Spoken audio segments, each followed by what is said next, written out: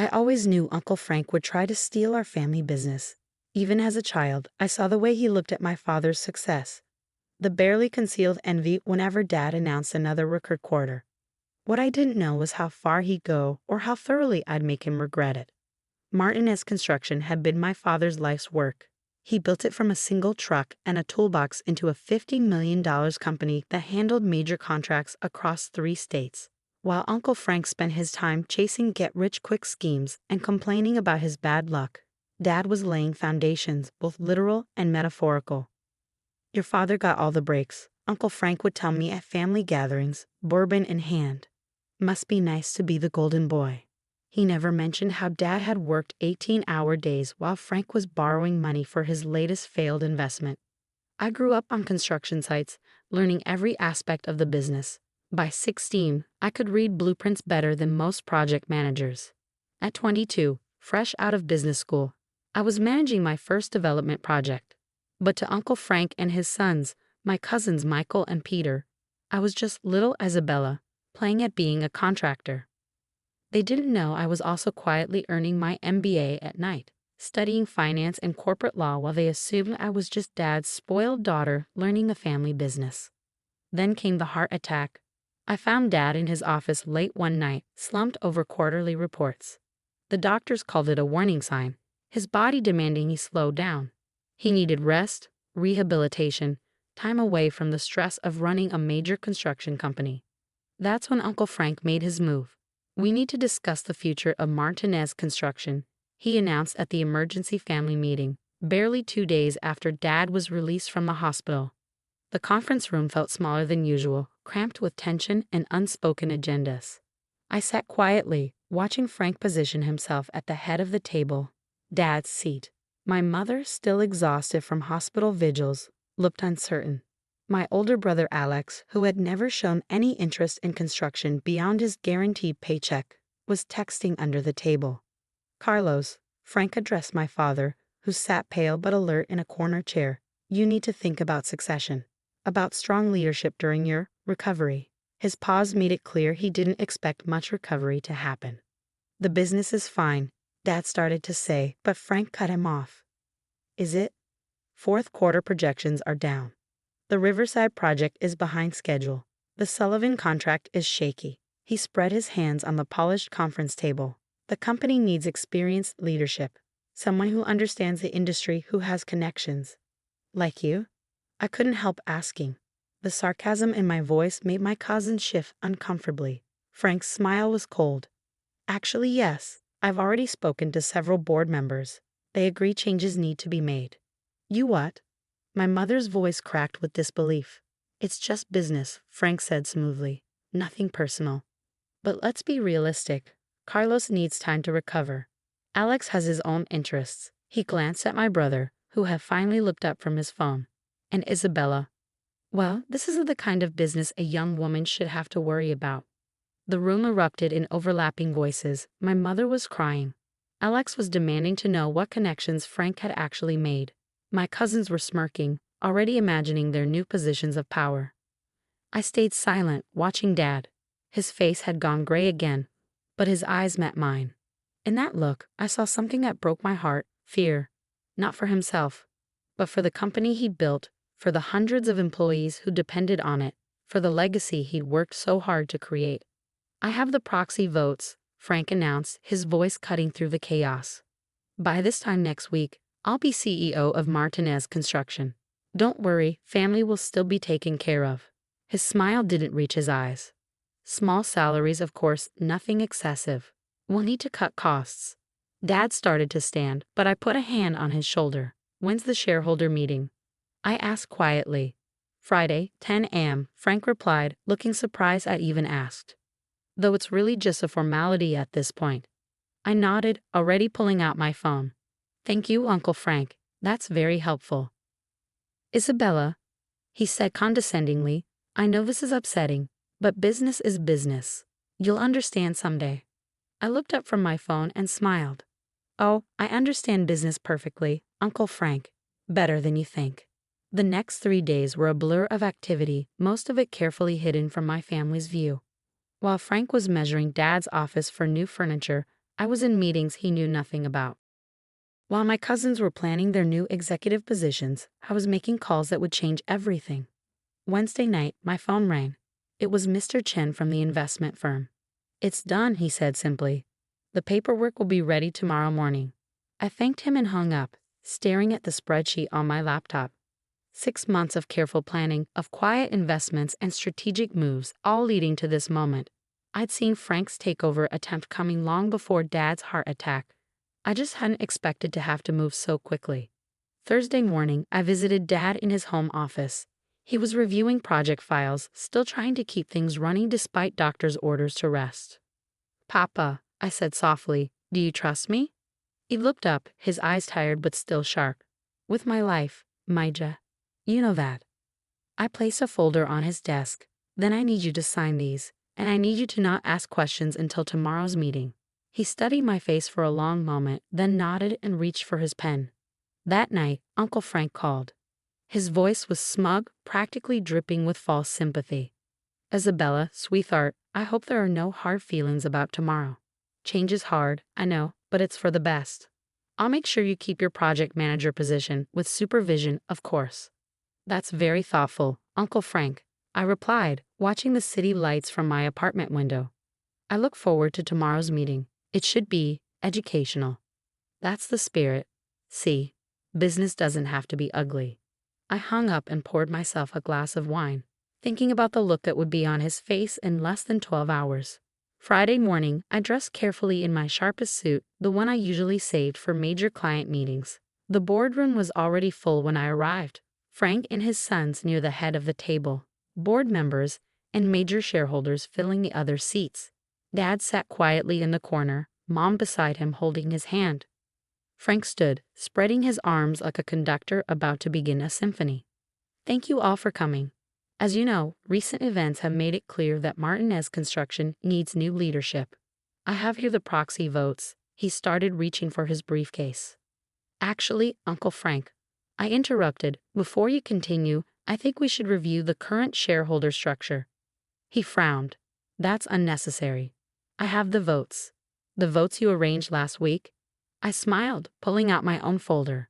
"Those were based on outdated information. Maybe we should discuss who actually owns Martinez Construction now." The boardroom fell silent as I opened my folder and began distributing documents to each person at the table. Uncle Frank's face flickered between confusion and annoyance. "What is this?" he demanded, snatching up his copy. "The current shareholder register of Martinez Construction," I replied calmly. "Updated as of yesterday. You'll notice some significant changes." Frank's eyes scanned the document. I watched as his expression shifted from irritation to disbelief to something close to panic. His hands began to shake. This is impossible," he stammered. "Is something wrong, Uncle Frank?" I asked innocently. "You seem surprised that someone else might understand how to acquire controlling interest in a company." Michael, my cousin, grabbed the paper from his father's hands. "What the hell? Where did these shares come from?" I stood up, commanding the room's attention. "Let me explain. For the past 6 months, I've been quietly buying shares through various investment vehicles. Some from minor shareholders, some through carefully structured deals with investment firms.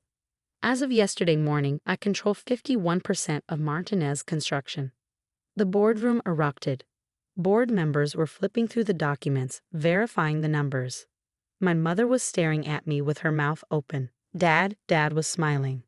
"You can't do this," Frank shouted, his face turning red. "These transactions weren't approved." Actually, I picked up another document. They were all perfectly legal. "You see, Uncle Frank, while you were busy courting board members with golf games and expensive dinners, I was studying securities law and corporate governance. Every purchase was properly registered, every transaction documented." Peter, my other cousin, jumped to his feet. "This is a trick. She's bluffing." I nodded to Mr. Chen, who had been sitting quietly in the corner. He stood and introduced himself to the room. "I represent Kingston Investment Partners. We can confirm that all transactions listed are legitimate and properly recorded." Frank slumped in his chair, the reality of the situation finally hitting him. All his careful planning, all of his backroom deals undone by the niece he'd never taken seriously. But you're just a project manager," he whispered. No, Uncle Frank. I'm a project manager with an MBA in corporate finance and enough business sense to see your takeover attempt coming months ago. I turned to address the entire room. I know some of you supported my uncle's bid for control, believing he could provide stronger leadership during my father's recovery. Let me tell you what his actual plan was. I clicked a remote, and documents appeared on the boardroom screen. These are records of shell companies Frank has been setting up. He planned to divert contracts to these entities, essentially stealing business from Martinez Construction while extracting maximum profit for himself. He would have stripped this company bare within a year. The board members began murmuring angrily. Frank's face had gone from red to white. "You've been investigating me," he choked out. "Of course. Did you really think I wouldn't protect my father's legacy?" I turned to my cousins. "Michael, Peter, you might want to distance yourselves from your father's activities. The SEC tends to frown on corporate fraud schemes." I scrambled away from Frank as if he were contagious. "Now," I continued, "let's discuss the future of Martinez Construction. Dad needs time to recover, that much is true. But this company doesn't need new ownership. It needs experienced leadership that understands both the industry and modern business practices." I walked to the head of the table, my father's seat, never Frank's. As majority shareholder, I'm appointing myself CEO, effective immediately. Dad will serve as chairman of the board, providing strategic guidance while focusing on his health. "You?" Frank laughed desperately. "You're too young, too inexperienced. I'm 28 years old," I cut him off. "The same age Dad was when he founded this company. I've worked every position from laborer to project manager. I have an MBA from Northwestern and 6 years of hands-on experience. But most importantly, I have something you never had, Uncle Frank, genuine love for this company and everything it stands for." I turned to the board members. "You've all received my 5-year strategic plan. It includes expansion into green building technologies, modernization of our project management systems, and a profit-sharing program for long-term employees. Any questions?" The room was silent. Then old Mr. Sullivan, our longest-serving board member, started to clap. Others joined in, the applause growing until it filled the room. Through tears, I saw my mother beaming with pride and Dad giving me a subtle thumbs up. "This meeting is adjourned," I announced. "Uncle Frank, security will escort you out. Don't worry about cleaning out your office, we already have." As Frank was led away, still protesting, Dad walked up and hugged me tight. "You knew," he whispered, "about Frank's plan?"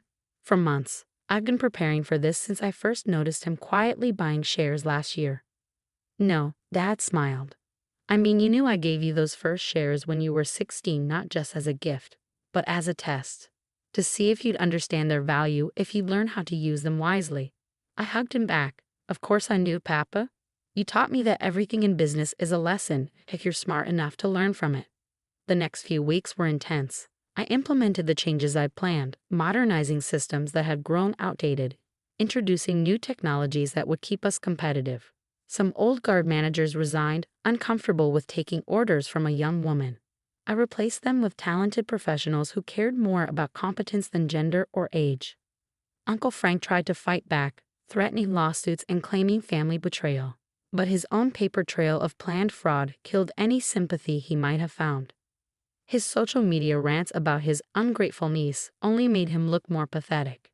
3 months later, I sat in my office, previously Dad's office, reviewing quarterly reports. Our numbers were up 25% from the previous year. The Riverside project was back on schedule. The Sullivan contract was secure, and we had just won the biggest green building contract in the company's history. A knock on my door interrupted my work. It was Alex, my brother, looking uncharacteristically serious. "Hey sis," he said, shifting uncomfortably. "Got a minute?" "For you?" "Always." He sat down, fiddling with his expensive watch. "I've been thinking, maybe it's time I actually learned the business. Not just collecting a paycheck, but really understanding it." "Think you could teach me?" I smiled, remembering all the times he'd mocked my dedication to learning every aspect of construction. "Start Monday, 6 a.m. sharp. Wear work boots." He groaned but nodded. "Thanks, Isabella. And I'm sorry I never took you seriously before. What you did, it was amazing." "It wasn't amazing," I corrected him. "It was business. But if you're willing to learn, really learn." I'll teach you everything Dad taught me, and a few things I figured out on my own. That evening, I visited Dad at home. He was looking better, the color back in his face, the spark back in his eyes. We sat in his garden, sharing a bottle of wine. I got a call from Frank's wife today, he said. He's taken a job as a sales manager at a small construction supply company in Nevada. I sipped my wine. Good, far away from here. You know, when I started this company, I dreamed of passing it on to my children. I just never expected that your daughter would end up running it, I teased. That either of my children would love it as much as I do, he corrected me. But you proved me wrong. You didn't just save the company from Frank, you made it better. I looked at my father, the man who had taught me everything about business and life, who had trusted me with his legacy even when others doubted. No, Papa, I said softly, we made it better. We always were a good team. He raised his glass. To Martinez Construction, past, present, and future. I clinked my glass against his. To family, the real kind, the ones who build you up instead of tear you down. The sun was setting over the city, painting the sky in shades of orange and gold. Somewhere out there, Uncle Frank was probably still cursing my name, still believing he deserved what I'd earned. But that didn't matter anymore. What mattered was sitting right here, a father and daughter who had built something remarkable together, who understood that true success comes not from scheming and betrayal, but from hard work, integrity, and the courage to stand up for what's right. Martinez Construction wasn't just a company anymore. It was proof that sometimes the best person for the job isn't the loudest or the most confident, but the one who quietly prepares, who learns everything they can, who takes nothing for granted. And sometimes, just sometimes, they're the person nobody saw coming until it was too late.